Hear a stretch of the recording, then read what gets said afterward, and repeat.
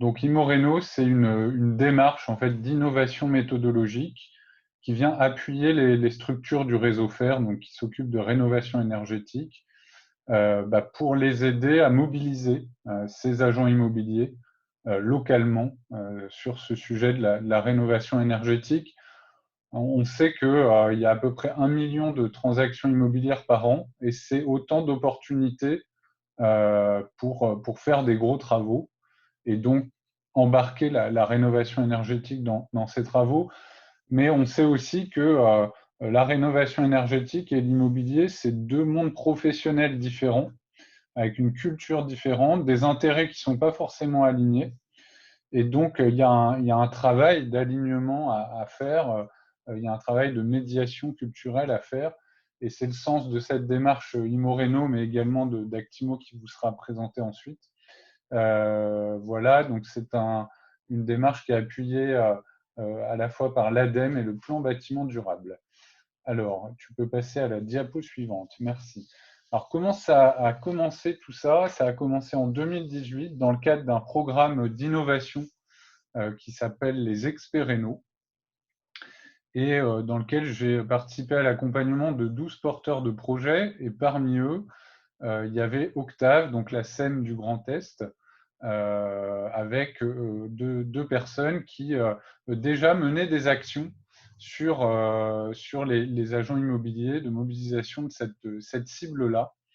Et dans le cadre de ces actions, ils sont allés assez loin puisqu'ils ont réussi à mettre en place un partenariat avec Orpi Alsace. Donc, on a eu envie, avec l'ADEME et le plan bâtiment durable, de déployer cette expérience-là. Et donc, on a constitué un groupe de travail, une communauté de pratique qu'on a appelé Imoreno. Et donc, en 2019-2020, on a travaillé avec une dizaine de structures, donc des structures qu'on appelle FAIR aujourd'hui, mais j'insiste sur le fait que parmi elles, il y avait des ADIL, il y avait également des agents immobiliers déjà engagés sur le sujet, et c'était toutes des structures qui avaient déjà mené des actions en direction des agents immobiliers. Et donc, si tu veux bien passer à la slide suivante, je vais expliquer un peu comment on a travaillé. Tout simplement en mettant en commun toutes ces initiatives, en partageant les bonnes pratiques, les outils. Et puis, j'ai aussi demandé à chacune des structures participantes d'inviter leur agent immobilier préféré pour une séance de brainstorming. Et donc, on s'est retrouvé à une trentaine avec 17 agents immobiliers et des structures FAIR pour réfléchir ensemble à la façon de mobiliser cette profession. Donc, ça a été un temps fort. Dans la slide suivante, je vais vous présenter un premier outil. Je vais faire un zoom sur deux outils qui sont sortis de cette démarche. J'évoquerai simplement les autres. Un premier outil concret qui est sorti de cette démarche Imoreno, c'est un simulateur de rénovation énergétique simplifié, basé sur les données du DPE. Donc, ça permet finalement à un agent immobilier d'être assez autonome sur le sujet en rentrant les données du bien qu'il a forcément, puisque a priori le DPE est fait. Et ça lui permet d'apporter déjà un premier niveau de conseil au vendeur ou à l'acquéreur, l'espace faire gardant la main quand même sur le conseil sur les subventions. Là, vous voyez dans les captures d'écran, une ancienne version, on a retiré la partie subvention qui était trop compliquée. Donc, il y a plusieurs onglets. Il y a un onglet acheteur qui va présenter différents scénarios de travaux et les coûts associés. Il y a un scénario vendeur, il y a un onglet vendeur qui est intéressant pour l'agent immobilier, ce qui va permettre de faire prendre conscience au vendeur des coûts de travaux et donc de négocier un peu à la baisse le prix du mandat. Et puis, il y a un onglet conseiller qui va permettre au conseiller faire de personnaliser un certain nombre de données, en particulier les coûts de travaux qui sont assez variables localement. C'est un outil open source qui a été développé au départ par Octave, qui a été repris par l'ADIL 36, voilà, qui est en cours de développement. Actuellement, c'est une calculette Excel. mais ça pourrait devenir à terme une application web. On y travaille. Deuxième outil sur lequel je vais m'attarder un petit peu plus, c'est en fait une note de quelques pages où on a capitalisé l'expérience acquise sur 2-3 ans autour de la manière d'approcher cette cible des agents immobiliers. Alors pour le faire de manière un peu amusante, on a choisi de parler plutôt des erreurs à ne pas faire quand on veut mobiliser les agents immobiliers sur la rénovation énergétique. Et je vais prendre 3 exemples. Alors première erreur, ça serait d'adopter une approche très institutionnelle.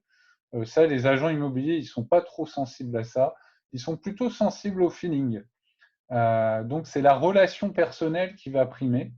Donc, autant éviter le courrier co-signé par le président de la communauté de communes, par exemple. Une visite en agence avec un beau sourire, ça peut être beaucoup plus efficace.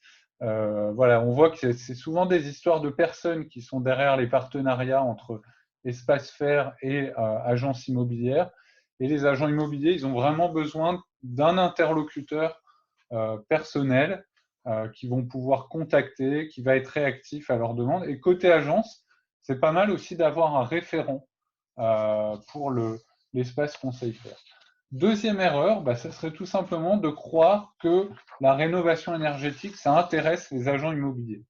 Alors non, désolé, ça ne les intéresse pas.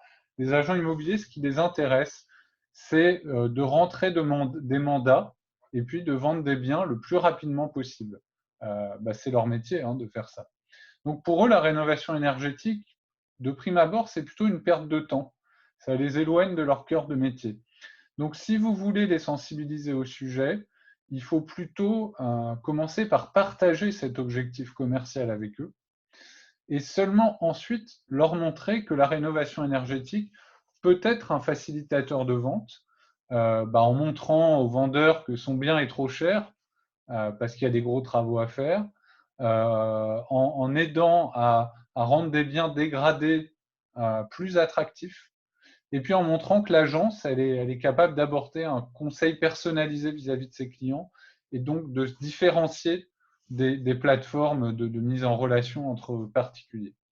Troisième erreur, c'est d'imaginer qu'on pourrait faire jouer aux agents immobiliers un rôle de conseil en rénovation. Non. Les agents immobiliers, ils ont rarement des compétences techniques. Et puis, c'est difficile pour eux de se tenir à jour des subventions. Elles sont nombreuses, elles sont complexes, elles évoluent tout le temps. Par contre, l'agent immobilier, il se doit de présenter les différentes options à son client. Il a un devoir de conseil et donc de répondre à un premier niveau de question.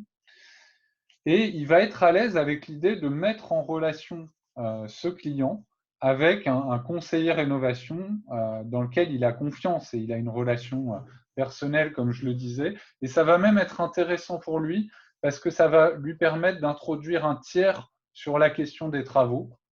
Et du coup, là, on va jouer sur la neutralité du conseil du service public, l'agent immobilier pouvant toujours être accusé d'être parti pris sur cette question des travaux. Voilà, donc il y a une dizaine d'erreurs à ne pas faire. Là, je vous en ai présenté 3. Alors, la suite de cette démarche, alors juste, j'évoque rapidement les autres outils que vous pouvez retrouver en ligne, des fiches de bonne pratique, des initiatives qui ont été menées par les différentes structures participantes. On a un certain nombre de ressources, de vidéos, des dessins humoristiques qui sont libres de droit sur le sujet. Ça peut permettre de détendre un peu les agents immobiliers, d'illustrer vos présentations. Vous retrouverez tout ça en ligne. Et puis, ce que je voulais dire aussi, c'est la suite de cette démarche, puisque début 2021, on a souhaité finalement élargir cette communauté Imoreno. Je vous parlais tout à l'heure de cette dizaine de structures avec lesquelles on a travaillé, des structures un peu pionnières. On a eu envie d'embarquer encore plus de monde. Donc tous ceux qui s'intéressent en fait au sujet, qui ont envie d'avancer sur cette synergie entre transactions immobilières et rénovation énergétique, sont les bienvenus dans cette communauté Imoreno, donc qui est une communauté en ligne, parce qu'en ce moment on ne peut faire que ça malheureusement. Donc on a fait un premier webinaire autour de l'outil que je présentais tout à l'heure, de l'outil de simulation. Cette semaine, on a eu un deuxième webinaire avec des agents immobiliers qui sont déjà engagés sur les sujets de rénovation énergétique. On va avoir un webinaire en mars en partenariat avec Actimo. Vous pouvez vous inscrire, vous aurez les liens dans la présentation qui vous sera transmise. Et puis, on vise en juin un événement national avec les fédérations de l'immobilier. On voudrait leur montrer un peu tout ce qui se passe sur le terrain avec Imoreno, avec Actimo, hein, pour essayer de les faire avancer parce que moi, j'ai une conviction, c'est que certes, on peut faire des grands événements au niveau national, des grandes signatures de chartes, etc. Mais il faut aussi que ça résonne avec des actions locales. Donc, c'est important de mettre en résonance et en présence ces deux niveaux-là. Merci. Voilà, c'est ce que j'avais à vous dire sur le sujet. Merci beaucoup Gaëtan, c'était à la fois concis et très clair. J'en